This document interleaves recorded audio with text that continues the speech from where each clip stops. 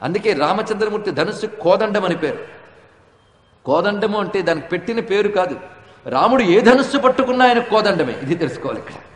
రాముడికి కోదండ రాముడు అన్నారు కానీ ధనుర్విద్యావేత్తలందరికీ కోదండ అని శబ్దం వాడరు. పరిశీలించండి మీరు. అర్జునుడు ద్వాపర యుగంలో గొప్ప ధానుష్కుడు, కానీ ఆయనకి గాంధీవార్జునుడు అని ఎవరు అనలేదు. కోదండార్జునుడు అంతకంటే అనలేదు. గాంధీవం పట్టుకున్నాడు అంతేగాని కోదండార్జునుడు అనే పేరు ఆయనకి లేదు. రాముడికి మాత్రమే కోదండ రాముడు అని ఉన్నది. ఇక్కడ కోదండం అంటే ఏమిటో ఇప్పుడు అర్థం తెలుసుకోవాలి. కోదండం అంటే క్రీడాదండం, కోదండం అని అర్థం. ఇక్కడ ధనుస్సు ఎవడికి ఒక ఆట వస్తువో వాడికి అది కోదండం. అంటే ఒక ఆట వస్తువులో ధనుస్సును వాడతాడని అర్థం. ఇక్కడ అంటే ధనుస్సు పట్టుకోవడం, అయ్యో శత్రువు ఎదురుగా వస్తున్నాడు గట్టిగా కొట్టాలి, ఇలాంటి కాన్సన్ట్రేషన్, తపన, టెన్షన్ ఏవి రాముడికి ఉండవు. అది తెలుసుకోవాలి. ఒక ఆటలా చేస్తాడు యుద్ధాన్ని. ఒక ఆట వస్తువులో ధనుస్సును వాడతాడు. ఎలా తిప్పుతాడు, ఎలా వాడతాడు ఆయనకి తెలియదు. ఆడుకున్నాడండి అంటారు కదా మనం లోకంలో. అవలీలగా హాయిగా ఒక పనిని చేయగలిగితే ఆడుకోవడం. రాముడికి యుద్ధం ఒక ఆట, కష్టం కాదు ఆయనకి. అందుకు ఒక ఆట వస్తువులో ధనుస్సును వాడతాడు గనక రాముడి ధనుస్సు పేరు కోదండము. కోదండ రామమూర్తిని ధ్యానం చేస్తే చాలు మనకు రక్షణ లభిస్తుంది. మంత్రశాస్త్రంలో కోదండరామ మంత్రం ఉంది. మనకు అన్ని మంత్రాలు తెలియకపోయినా శ్రీ కోదండరామాయ నమః అంటే చాలు. రామమంత్రాలు ఎన్నో, రామమూర్తులు ఎన్నో. ధనుస్సును సంధించి నిలబడ్డ రామమూర్తిని ఒక్కసారి చూస్తే ఎలా కనబడుతున్నాడయ్యా రాముడు అంటే వాల్మీకి చెప్తున్నాడు, రూపమత్ ప్రతిమం తస్య రామస్య అక్లిష్ట కర్మణః బభూవ రూపం క్రుద్ధస్య రుద్రస్యేవ పినాకినః. ప్రళయకాలంలో కాలాగ్నిరుద్రుడైన సదాశివుడు పరమేశ్వరుడు పినాకహస్తుడై తన యొక్క ధనుస్సును సంధించినప్పుడు ఎలా ఉంటాడో, ప్రళయకాలంలో రుద్రుడు ఎలా ఉంటాడో అలా ఉన్నాడు ప్రస్తుతం రామచంద్రమూర్తి. శివుడవో మాధవుడవో కమలభవుడవో. అందుకే రాముడు శివుడిలా విష్ణువులా కూడా కనబడుతుంటాడు. ఇప్పుడు శివుడిలా కనబడుతున్నాడు, ప్రళయకాల రుద్రుడిలా కనబడుతున్నాడు. ఇక్కడ ఆ ధనుస్సును సంధించి బాణ పరంపరని వేస్తున్నాడు. ఏమిటండి ఆ బాణములు వేయడం? ఆశ్చర్యం. సృష్టిలో ఎవ్వరికి సాధ్యం కాదు.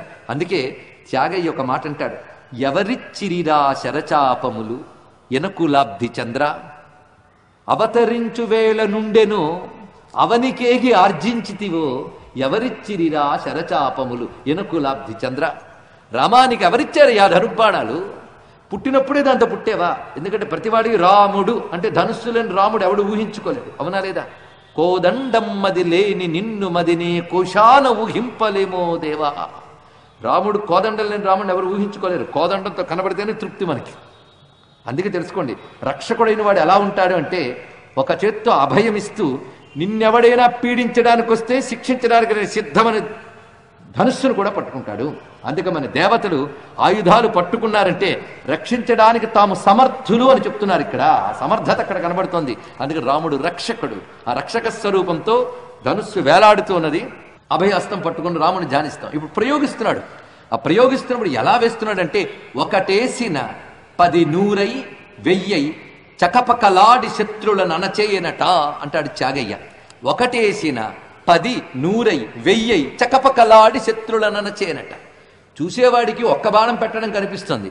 అసలు ఆయన బాణం తీయడం, బాణం పెట్టడం, ధనుస్సు ప్రయోగించడం అది ఎవరికి చూడ్డానికి కూడా అవకాశం ఉండట్లేదు. అసలు పడుతున్న బాణాలే కనబడుతున్నాయి కానీ ఎక్కువ పెడుతున్న వైనం ఎవరికి అంతు పట్టట్లేదు. ఆ రోజుల్లోనే ధనుర్విద్యలో నేర్పరులు ఎవరికీ కూడా సాధ్యం కాని ధనుర్విద్యా కౌశలం రామచంద్రమూర్తి వద్ద ఉన్నది. ఇవాళ మనం కోదండ రామమూర్తిని గుండె నిండా నింపుకోవాలని ఇంత వివరిస్తున్నాం.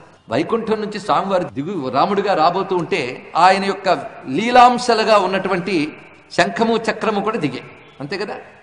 శంఖము భరతుడై, చక్రము శత్రుఘ్నుడై దిగి ఉంది. అంతే కదా? ఆ రెండే, ఈ చక్రము శంఖమే ప్రద్యుమ్న అనిరుద్ధ అనే తేజస్సు. అదేవిధంగా సర్పము సంకర్షణుడు, సంకర్షణ తేజస్సు. ఇక వాసుదేవ రాముడు, ఇది మనం చెప్పుకున్నాం చతుర్వ్యూహాలలో. అందుకే శంఖచక్రముల్లో ప్రద్యుమ్న అనిరుద్ధ తేజస్సులు ఉన్నాయి. ఆ 2 తేజస్సులు శంఖచక్రాలే భరత శత్రుఘ్నులుగా దిగి వచ్చాయి. అప్పుడు ఆయన యొక్క ధనుస్సు మాట్లాడింది విష్ణువుతో. చూడండి ఎంత అందమైన మాట ఇది. విష్ణువు ధనుస్సు పేరేంటో తెలుసా? వనమాలి గదీశార్ంగి శంఖీ చక్రీ చ నందకి శ్రీమన్నారాయణో విష్ణు వాసుదేవోభిరక్షతు. ఆయన ఆయుధాలని తలంచుకుంటే రక్షణ లభిస్తుంది. తెలుసుకోండి, ఎప్పుడు ఈ స్మరణ చేసుకోవాలి మనం. ఇది మహామంత్రం విష్ణు సహస్రంలో. ప్రతి వాళ్ళు జపం చేసుకోండి, రక్షణ లభిస్తుంది. ఆయన యొక్క శంఖ చక్ర గద శార్ంగము ఖడ్గము వీటి పంచాయుధములు అంటారు. ఇక్కడ ఈ పంచాయుధాలు మామూలు ఆయుధాలు కాదు, దేవతలు. ఒక్కొక్కటి ఒక్కొక్క దేవతా స్వరూపం. అందుకని వాటిని స్మరిస్తే మనల్ని రక్షిస్తాయి. అవన్నీ విష్ణువు యొక్క లీలాశక్తులు, కేవలం ఒక జడమైన ఆయుధాలు కావు. ఆ లీలాశక్తులు ఆయుధాల రూపాలు ధరించాయి. అందుకే సుదర్శన చక్రం ఒక దేవత. చక్రం పేరు సుదర్శనం, శంఖం పేరు పాంచజన్యం, గద పేరు కౌమోదకి, ఖడ్గం పేరు నందకము, ధనుస్సు పేరు శార్ంగము. అందుకే వనమాలి గది శార్ంగి శంఖీ చక్రీ చ నందకి శ్రీమన్నారాయణో విష్ణు వాసుదేవ అభిరక్షతు.